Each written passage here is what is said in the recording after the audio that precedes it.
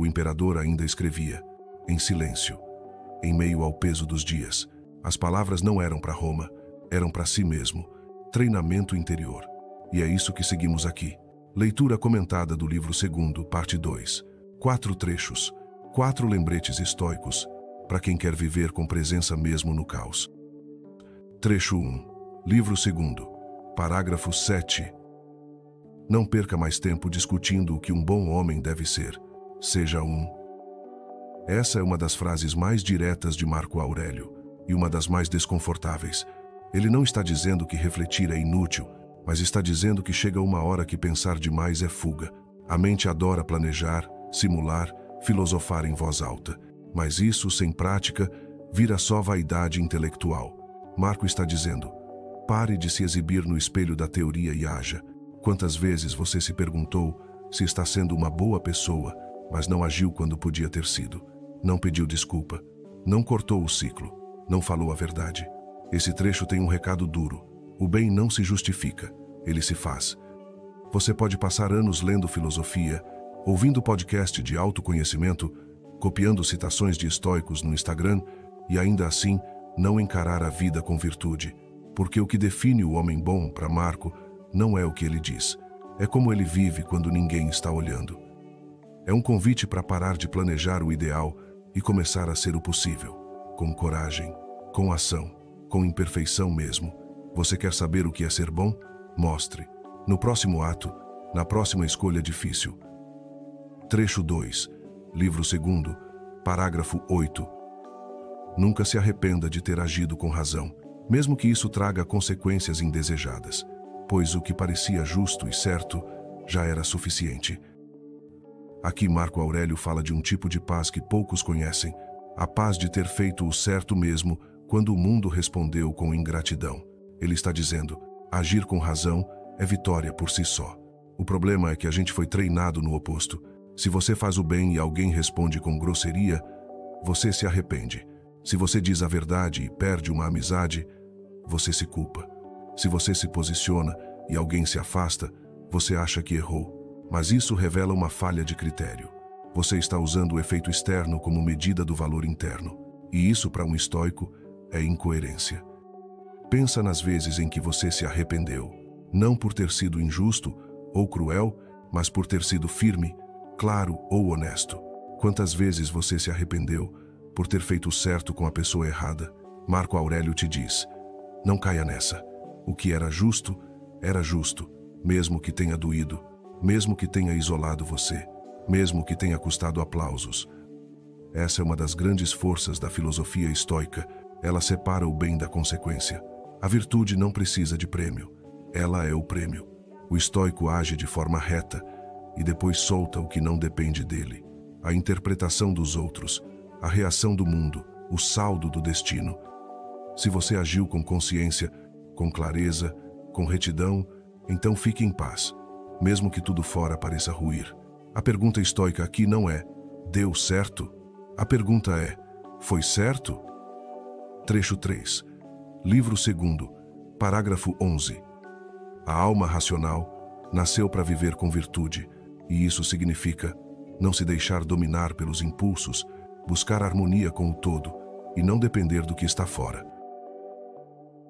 Aqui, Marco Aurélio fala do que é natural ao ser humano, mas não no sentido biológico, no sentido ético e espiritual. Ele diz, sua alma racional, aquilo que pensa, sente e escolhe, tem uma vocação. Ela nasceu para viver com virtude.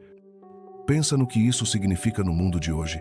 Você nasceu com algo em você que quer o certo, que busca clareza, retidão, harmonia, mas a maior parte da sua vida é puxada para o oposto, pró-impulso, pró-prazer imediato, para comparação, para reatividade. Marco lembra, você tem escolha, você não é bicho, você não é algoritmo, você pode se conter, você pode se guiar. E ele descreve 3 sinais de quem vive fora da virtude.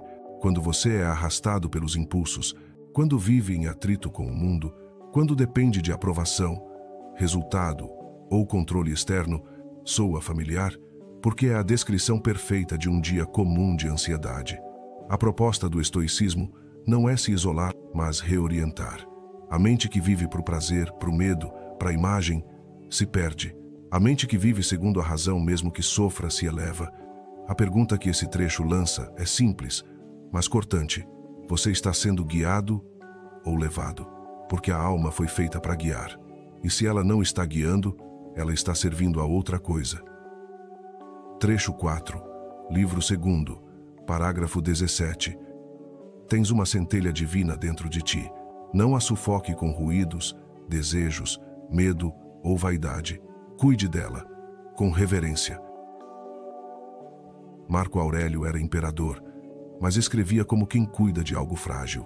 Aqui, ele não está preocupado com a política, nem com o exército. Ele fala com a alma, com a dele e com a sua.